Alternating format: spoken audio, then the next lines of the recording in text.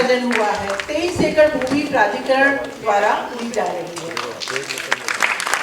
Physics वाला के श्री अलख पांडे जी 855 करोड़ का निवेश और रोजगार सृजन 3500। इसके बाद LG सॉफ्ट इंडिया 600 करोड़ का निवेश और रोजगार सृजन 500। DLF से प्रतिनिधि श्री राजीव सिंह जी 3500 करोड़ का निवेश और 10,000 लोगों को रोजगार सृजन।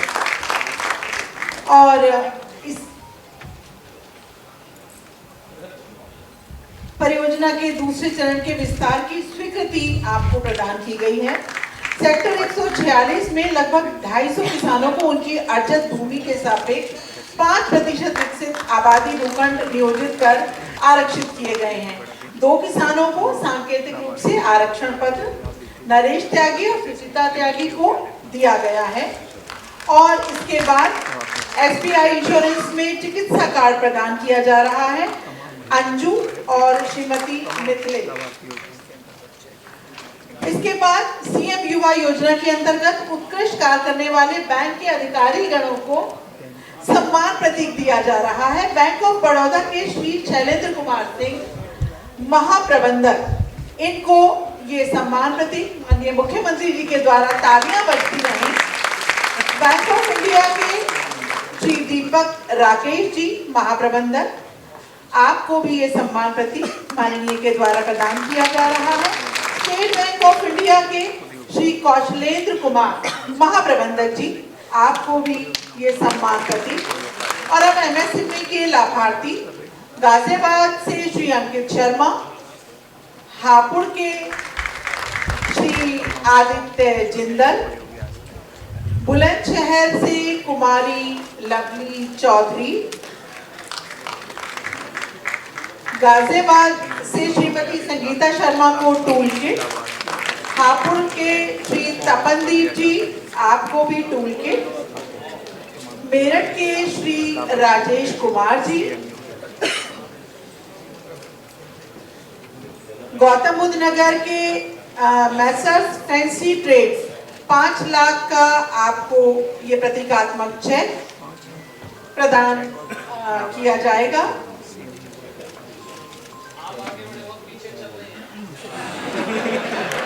गाजियाबाद मैसर्स गंगा इलेक्ट्रॉनिक्स को भी 17.5 लाख का और हापुड़ के मैसर्स सन पॉलीबैग प्राइवेट लिमिटेड को भी ये चेक, गौतम बुद्ध नगर के मैसर्स नव प्रभात प्रिंटर्स प्राइवेट लिमिटेड को ये प्रतीकात्मक चेक प्रदान किया जा रहा है।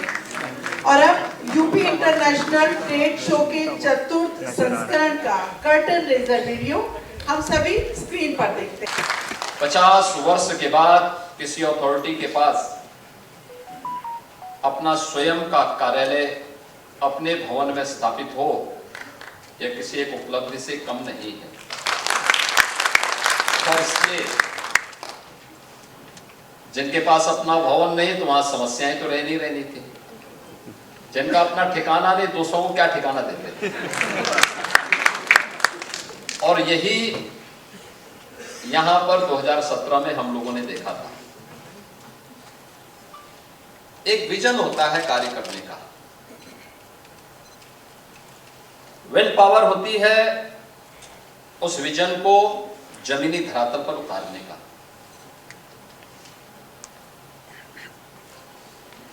और वह आज गौतम बुद्ध नगर जनपद में देखने को मिल रहा है। उत्तर प्रदेश के अंदर आप कहीं भी जाएंगे, पूरब में, पश्चिम में, उत्तर में, दक्षिण में, कहीं भी आप जाएंगे, चारों ओर यह देखने को आपको मिलेगा। तो एक और मैं बधाई देता हूं कि 390 करोड़ रुपए की लागत से नोएडा अथॉरिटी का अपना शानदार भवन के प्रथम फेज का लोकार्पण आज यहाँ पे संपन्न हुआ है। और इस शानदार ऑडिटोरियम में यह पहला कार्यक्रम नोएडा अथॉरिटी की ओर से अब नोएडा और दादरी विधानसभा की 2,500 करोड़ रुपए की परियोजनाओं के लोकार्पण और शिलान्यास के लिए भी, इसके लिए मैं धन्यवाद भी देता हूं। क्योंकि इस अथॉरिटी के पास यहाँ की जनता से जुड़ी हुई बुनियादी सुविधाओं की जिम्मेदारी भी है। और ये 2500 करोड़ रुपए जनता से जुड़ी हुई उन समस्याओं के समाधान के लिए अथॉरिटी के द्वारा जो पैसा खर्च किया गया है या खर्च किया जाएगा अलग अलग सुविधाओं के लिए, उन सब से जुड़ी हुई है। आपने उत्तर प्रदेश के परसेप्शन को भी देखा है। बदले हुए प्रवेश में बदलते हुए उत्तर प्रदेश को आप बहुत नजदीक से महसूस कर रहे हैं। आज से 9 वर्ष पहले का उत्तर प्रदेश क्या था और आज का उत्तर प्रदेश क्या है। ये गौतम बुद्ध नगर जनपद तो वास्तव में 17 के पहले तत्कालीन मुख्यमंत्रियों के लिए स्थापित था। भय के मारे नहीं आते थे। मुझे याद है 2017 में मुख्यमंत्री बनने के बाद जब प्रधानमंत्री जी यहां पर आ रहे थे, मेट्रो का उद्घाटन था, तो मेरे पास संदेश आया था प्रधानमंत्री कार्यालय से कि आप किसी मंत्री को इसके लिए नियुक्त कर सकते हैं। मैंने कहा क्यों, क्या मतलब, कोई विशेष बात? उन्होंने कहा नहीं, क्योंकि नोएडा के बारे में यह मान्यता है कि मुख्यमंत्री वहां नहीं आते हैं। मैंने कहा मैं तो नोएडा में ही हूं इस समय। उन्होंने कहा नोएडा में? मैंने कहा हाँ, मैं प्रधानमंत्री जी के कार्यक्रम की तैयारी की समीक्षा करने के लिए आया था। उन्होंने कहा नहीं, प्रधानमंत्री जी का यह है कि बहुत आवश्यक नहीं, प्रोटोकॉल के बारे में बहुत चिंतित होने की आवश्यकता नहीं। मैंने कहा नहीं, मैं तो इन सब बातों को नहीं मानता हूं। मैं आध्यात्मिक व्यक्ति हूं लेकिन रूढ़िवाद को नहीं मानता हूं। और ये जनता जनार्दन से जुड़ी हुई समस्या का समाधान की जिम्मेदारी जनता ने अगर भारतीय जनता पार्टी की सरकार को दिया है तो हम उस समाधान का रास्ता निकालेंगे और उस मार्ग को प्रशस्त करेंगे। और सबसे बड़ी समस्या हमारे सामने उस समय आई थी बिल्डर बायर का विवाद। हम लोगों ने बिठाया था, उसका रास्ता भी निकाला।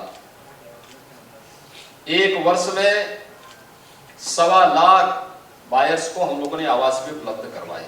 बाद में कुछ लोग बहुत होशियार हो गए थे, वो सुप्रीम कोर्ट में गए, तो फिर तो जब वहां मामला अटकता है तो फिर तो उसकी कोई सीमा नहीं होती, अंतहीन सिलसिला चलता है। और तो फिर भी गनीमत है कि जब समाधान नहीं निकला, हम लोगों को फिर नीति आयोग के सीईओ के नेतृत्व में एक टीम गठित करनी पड़ी, एक हाई लेवल कमेटी बनानी पड़ी और फिर हम लोगों ने बहुत सारी सुविधाएं उपलब्ध करवाई और 3 लाख से अधिक बायर्स को हम मकान, उनका आवास उपलब्ध करवाने में सफल हुए हैं। बहुत सारी समस्याओं का समाधान हुआ। लेकिन मेरा मानना है कि अब नोएडा अथॉरिटी के पास अपना भवन होने के कारण हम बेहतरीन सुविधा यहाँ पर दे पाएंगे, चाहे वह यहाँ के अन्नदाता किसानों की समस्या का हो, चाहे वह यहाँ पे जिन लोगों ने यहाँ पे जितनी भी ऐसे एसोसिएशन है, RWA हैं या उद्यमी हैं,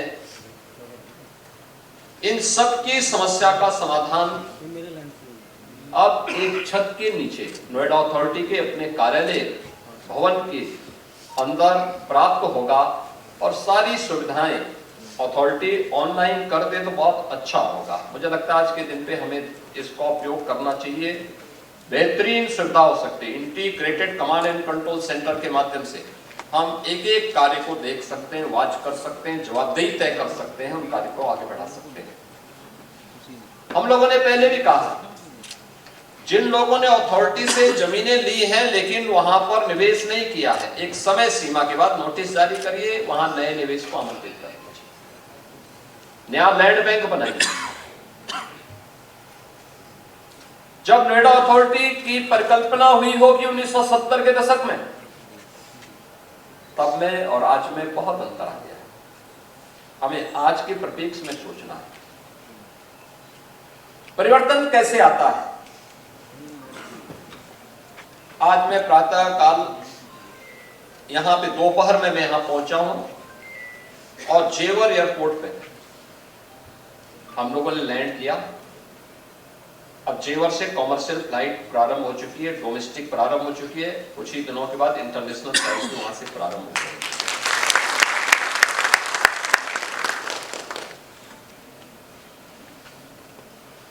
इलेक्ट्रॉनिक सर्किट के निर्माण की आज यहां पे कोरिया के साथ मिलकर के ग्रुप के द्वारा लगभग 7,000 करोड़ रुपए के निवेश की आधारशिला रखी गई है। यानी इलेक्ट्रॉनिक कंपोनेंट और इलेक्ट्रॉनिक सर्किट की मैन्युफैक्चरिंग अब इसी जनपद में होगी। सोलर सेल का भी आधुनिक मैन्युफैक्चरिंग हब यही जनपद बनेगा। दूसरी यूनिट 8,200 करोड़ रुपए की, इसका भी आज हम लोगों ने आधारशिला रखी। आप सोचो, ये निवेश वहां हो रहा है, फिल्म सिटी वहां बन रही है, एपैरल पार्क वहां बन रहा है, मेडिकल डिवाइस पार्क वहां बन रहा है, जो पहले प्रदेश का सबसे खतरनाक जगह मानी जाती थी। लोग जाने में डरते थे। शाम को 5 बजे 6 बजे के बाद वहां क्या स्थिति होती थी हर व्यक्ति जानता है।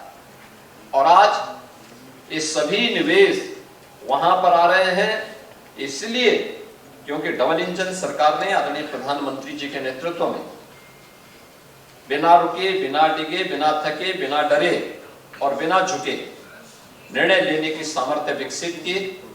और आज उसके परिणाम हम सबके सामने है कि भारत का सबसे यानी जो बेस्ट इन्वेस्टमेंट का डेस्टिनेशन है वह गौतम बुद्ध नगर और गौतम बुद्ध नगर के साथ ही नोएडा, ग्रेटर नोएडा और यमुना अथॉरिटी उसका आधार बन रहा है।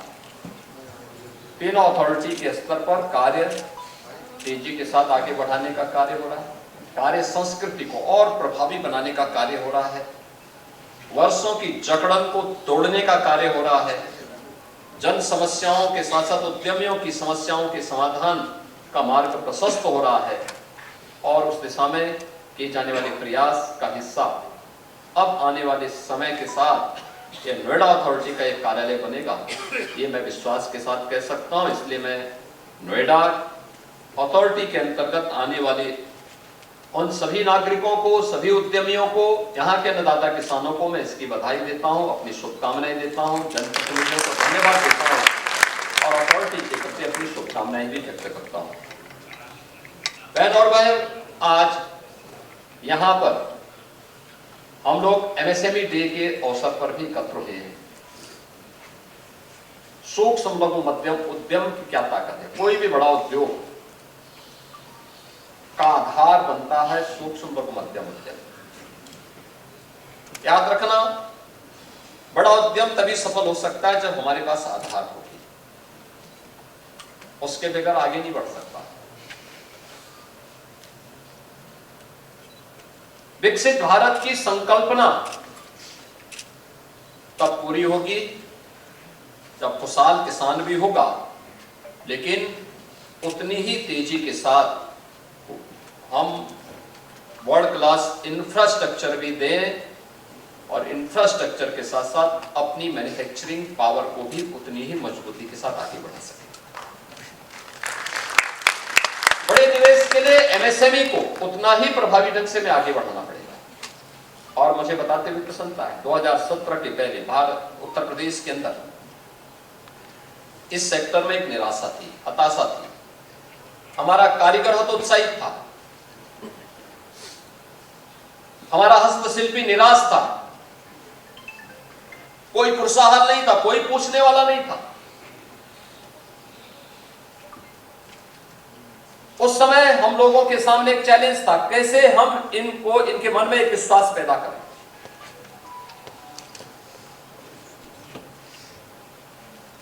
कई पॉल्यूशन कंट्रोल बोर्ड के लोग परेशान करते थे, कई विभाग की जकड़न उनको परेशानी में डालती थी। कोई मार्केट नहीं था, कोई डिजाइन नहीं थी, कोई टेक्नोलॉजी नहीं थी। तब 2017 में हमने एक हाई लेवल कमेटी बनाई थी और तब हम लोगों ने तय किया था इसका समाधान इसकी ब्रांडिंग से होगी, इसकी नई डिजाइन देनी पड़ेगी, नई तकनीक के साथ जोड़ना पड़ेगा, मार्केट के साथ इसको लिंक करना पड़ेगा। और आज मुझे बताते हुए प्रसन्नता है, वन डिस्ट्रिक्ट वन प्रोडक्ट आज भारत की ब्रांड बनी है, भारत की। प्रधानमंत्री मोदी जी इसे आत्मनिर्भर भारत की आधारशिला मानते हैं, आत्मनिर्भर भारत।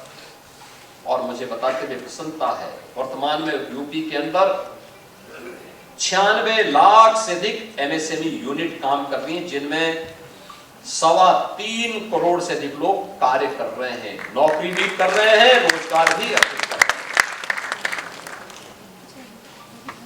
कोविड कालखंड में जब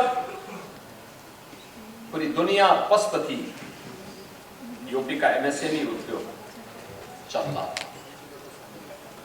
उत्तर प्रदेश के अंदर 40 लाख कामगार और श्रमिक वापस अपने घरों के लिए आए, तो लोगों ने मुझसे कहा कि सब क्या कर रहे हैं आप, इनको कहां भेज रहे हैं?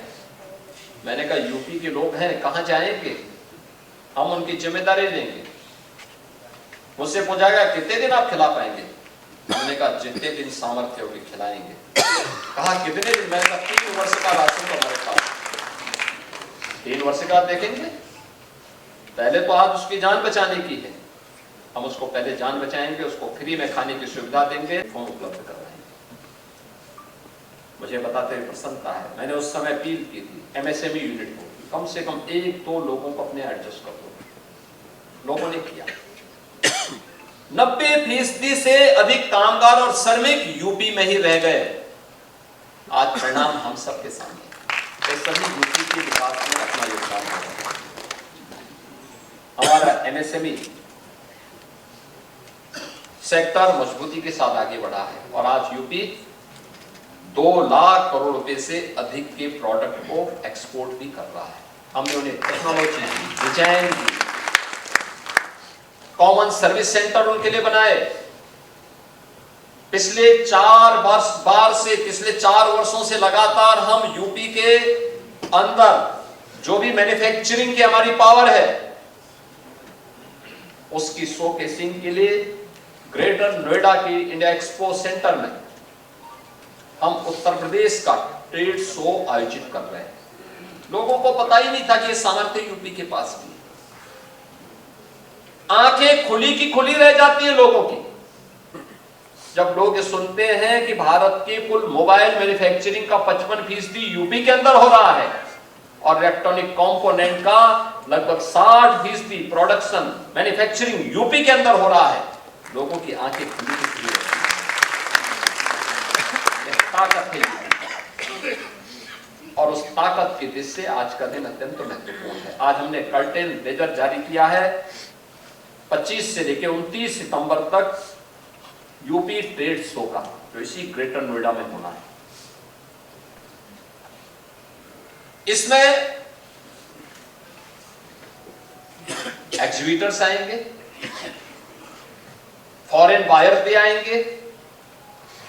यूपी भर में जहां भी हमारे पास मैन्युफैक्चरिंग पावर है, उसकी शोकेसिंग के लिए प्लेटफॉर्म गवर्नमेंट उन्हें उपलब्ध करवाएगी और B2B और B2G की वहां पे बैठकें आयोजित होकर के नए ऑर्डर भी उपलब्ध कराए जाएंगे।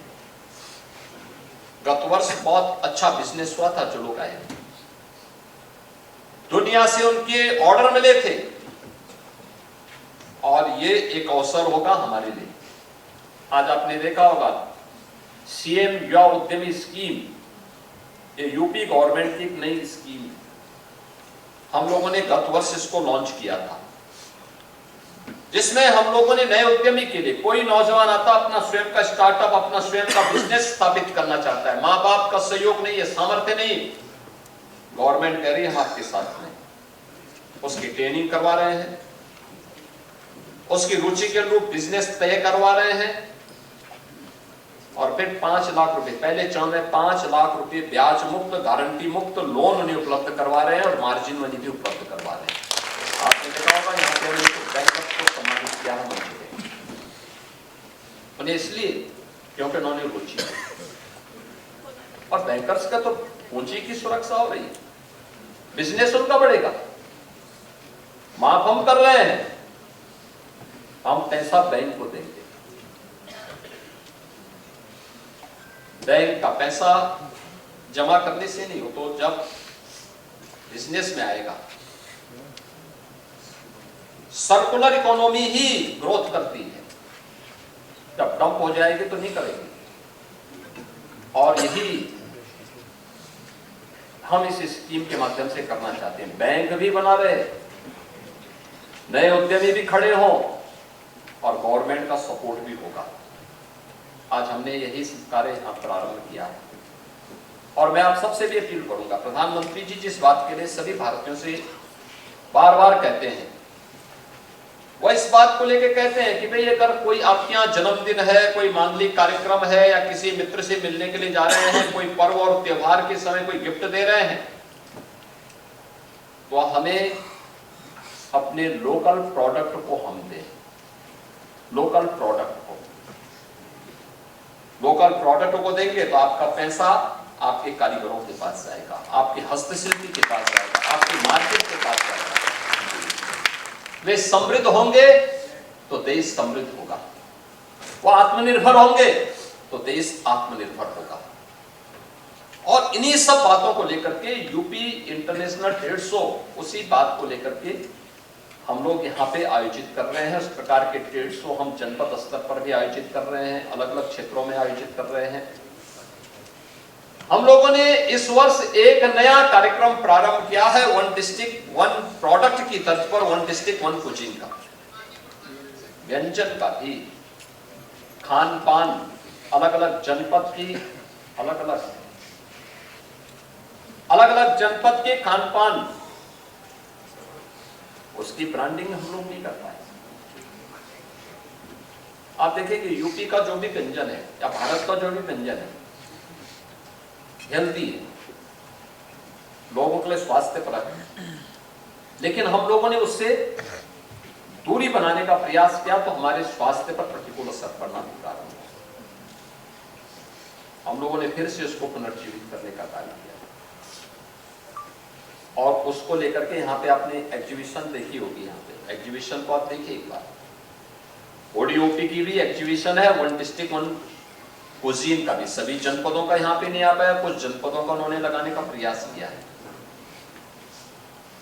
और कुछ नाम तो ऐसे हैं कि नाम सुनकर के ही आप भी चौंक जाएंगे, बहुत अच्छे हैं।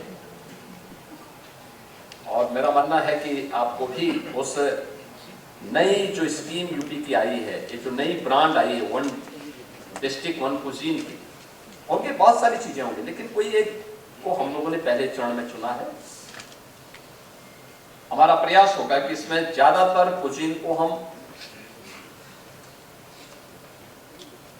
जीआई टैग के साथ जोड़े। जैसे हम लोगों ने देश के अंदर जब वन डिस्ट्रिक्ट वन प्रोडक्ट की स्कीम लागू की थी, बहुत कम सिंगल डिजिट में हमारे पास उस समय इसका जीआई टैग था। और आज मुझे बताते हुए प्रसन्नता है कि पूरे देश के अंदर सबसे ज्यादा जीआई टैग आज हमारे पास है, यूपी के पास है।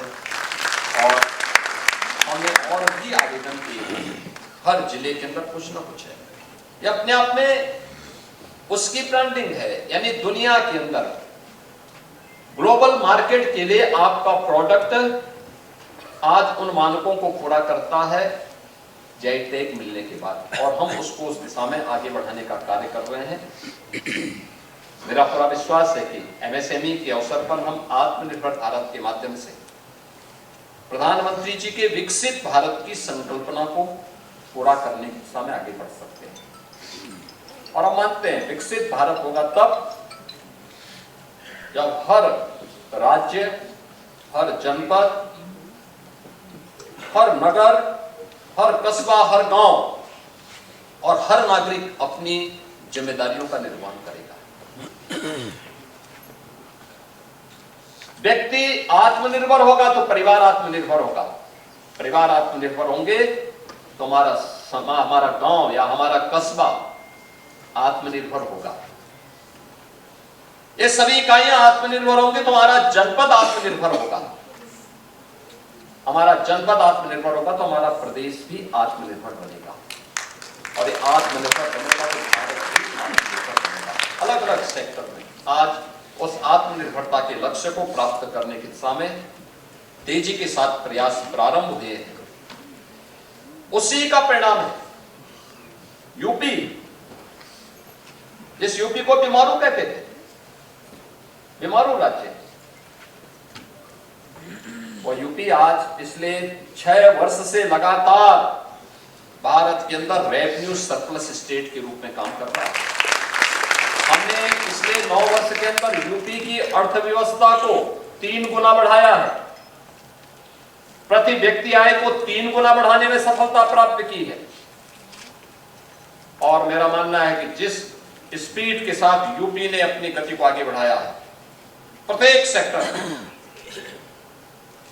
जन सुविधाओं को लेकर के हो, जन लोक कल्याण की योजनाओं को लेकर के हो, इंफ्रास्ट्रक्चर को लेकर के हो, ईज ऑफ डूइंग बिजनेस को लेकर के हो, ईज ऑफ लिविंग के लक्ष्य को प्राप्त करने को लेकर के हो, हर एक सेक्टर में जो काम हुआ है ये गति बताती है। अगर हमारी स्पीड यही रही, इसको हम और अच्छे ढंग से आगे बढ़ाएंगे, क्योंकि अभी तो पिछली सरकारों के पाप के गड्ढों को भरने में हमें कुछ समय लगा, और पिछली सरकारों का पाप के गड्ढे भरते भरते उसी दौरान कोविड महामारी को भी हमें सामना करना पड़ा।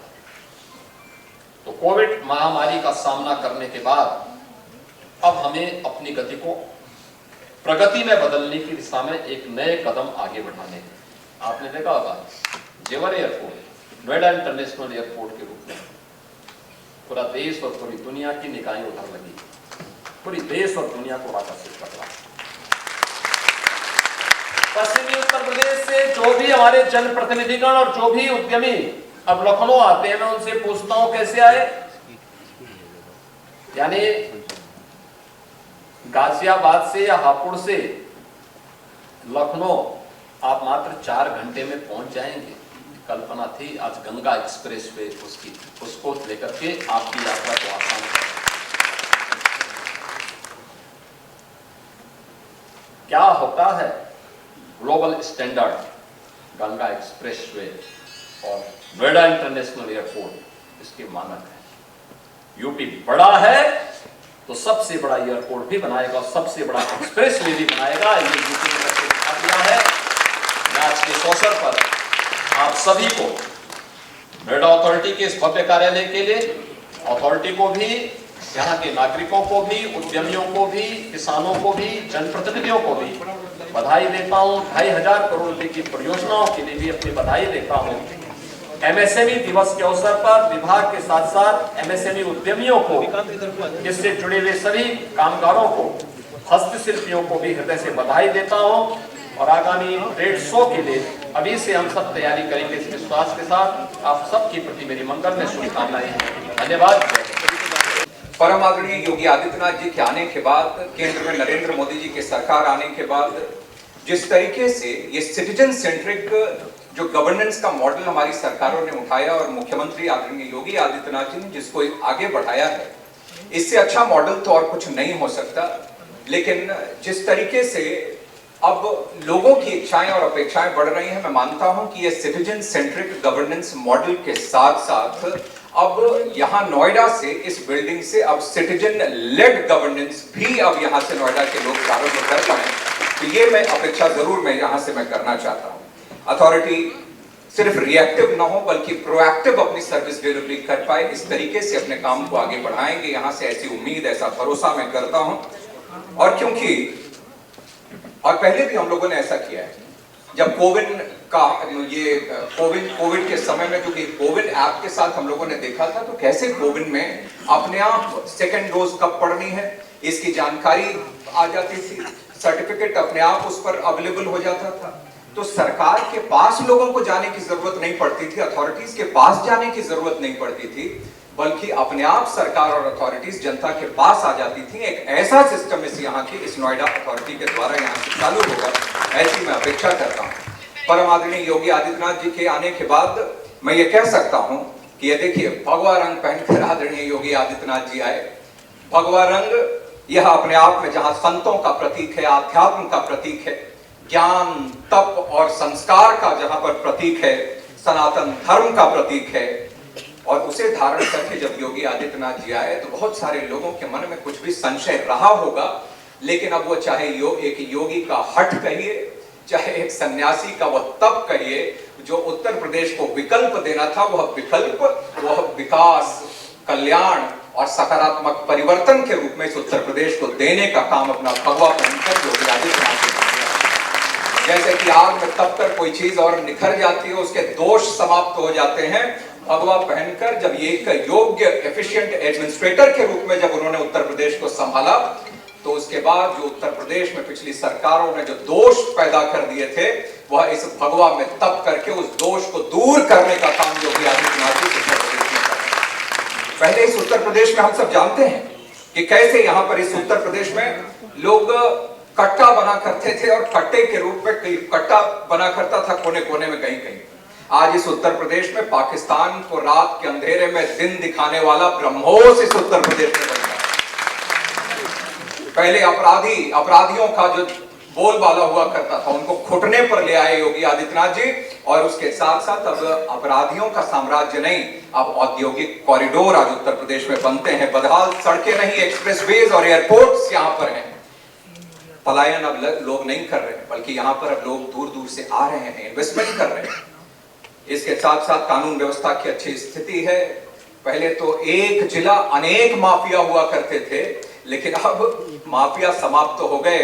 अब धीरे धीरे यहाँ पर सिर्फ आगे बढ़ा है, तो 1 district 1 product, 1 district 1 medical college, इस प्रकार से भी डेवलपमेंट को योगी आदित्यनाथ जी के नेतृत्व में हम लोग आगे बढ़े हैं। मैं ज्यादा बहुत सारी बातें हैं, जब मैं यहाँ की भी उपलब्धियों को गिनाने लगूंगा तो मैं बहुत लंबा समय लगेगा, लेकिन मुझे विश्वास है कि यह बिल्डिंग सिर्फ यह समन्वय लोगों के साथ, लोगों की आकांक्षाओं के साथ भी करेगी, और साथ साथ में इस बिल्डिंग से जो मॉडर्न होने के साथ साथ यहाँ पर सोच भी प्रोग्रेसिव लोगों की होगी, व्यवस्थाएं डिजिटल होंगी, जिससे चीजें ट्रांसपेरेंट होंगी, अकाउंटेबल लोग होंगे, उसके साथ साथ लेकिन व्यवहार में मानवता भी झलकती होगी। यहाँ के अधिकारियों की तरफ से यह कोशिश होनी चाहिए, क्योंकि प्रशासन सिर्फ अधिकार से नहीं, सेवा के भाव से चलता है। और इस भवन में आने से पहले यह अधिकारी इस बात को यह संकल्प लेकर आएंगे कि नागरिक देवो भव का संकल्प लेकर आएंगे, कि उनको इस प्रकार से वो ट्रीट करेंगे, कोई उनको परेशानी न हो, ट्रांसपेरेंट व्यवस्था रहे, जो गलत है वो समाप्त हो, जो सत्य है वो स्थापित हो। यह प्रयास इन सब की तरफ से होगा। मैं इतना ही कहना चाहता हूँ। मैं वैसे तो माननीय मुख्यमंत्री जी, आपके नेतृत्व में बहुत चीजें बदली हैं। मैंने कहा कि उन सब चीजों को गिनाऊंगा तो बहुत समय लगेगा, लेकिन फिर मैं इस मंच के माध्यम से भी आज यहाँ आए हैं आप, तो मैं इतना जरूर मैं कहना आग्रह करना चाहता हूँ कि कई बार किसानों की बहुत सारी समस्याएं हैं। हाई पावर कमेटी भी आपने बनाई थी, लेकिन वो हाई पावर कमेटी ने भी कुछ सिफारिशें की हैं। मेरा आग्रह है कि लंबा समय हो गया, उन हाई पावर कमेटी जो सिफारिशें लागू हो सकती हैं उनको लागू किया जाए, किसानों की तकलीफों को दूर किया जाए। रजिस्ट्री से संबंधित भी जो होम बायर्स हैं, काफी हद तक मुझे आज भी याद है कि पहला डेलीगेशन जब आपके साथ मिलने के लिए मैं लेके गया था, तब की स्थिति और आज की स्थिति में जमीन आसमान का अंतर आ गया है। अब संख्या ज्यादा उसकी नहीं बची है, लेकिन फिर भी कुछ तो एनसीएलटी में है, लेकिन कुछ अगर बचे हुए हैं, भले ही वो किसी के अधिकारियों के या बिल्डर्स की कमी की वजह से हो, तो उनके ऊपर कठोर कार्रवाई करते हुए लेकिन बायर्स को इत्मीनान दिया जाए, राहत दी जाए। यही मैं आग्रह करना चाहता हूँ। अनेक बाकी समस्याएं और बातें जो रहती हैं, मैं समय समय पर आप सबको मैं अवगत कराता रहता हूँ, और आप उसका संज्ञान लेके उसको पूरा करते भी रहते हैं। मैं आपका बहुत आभार व्यक्त करते हुए, आपका एक बार फिर से नोएडा की धरती पर बहुत अभिनंदन और स्वागत करते हुए मैं अपना निवेदन समाप्त करता हूँ। बहुत बहुत धन्यवाद।